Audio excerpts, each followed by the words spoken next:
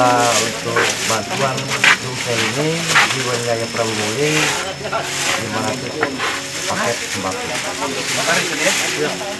Ada apa aja Pak terdiri dari sembako? Ya kalau sembako ini ya bahan pokok untuk seharian dan untuk masyarakat seperti beras, buat pokok makanan, gula,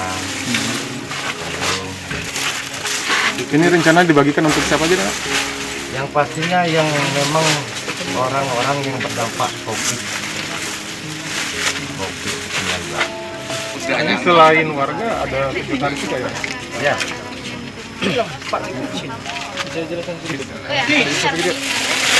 jurnalis ini kan kalian juga kan yang sehari-hari yang tahu kondisi terus dampak ke masyarakat. Di samping itu juga kalian juga memantau yang mana yang layak itu kalian tahu. Jadi kita itu jurnalis ini bukan kepada jurnalis, tapi pengamatan keluarga tetangga yang tahu yang memang layak untuk dapat.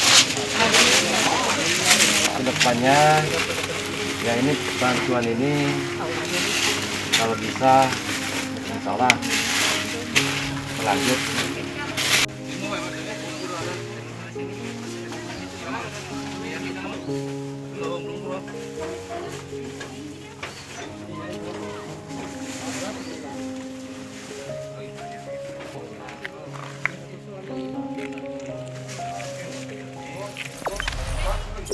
Jangan lupa subscribe, share, komen, dan like ya.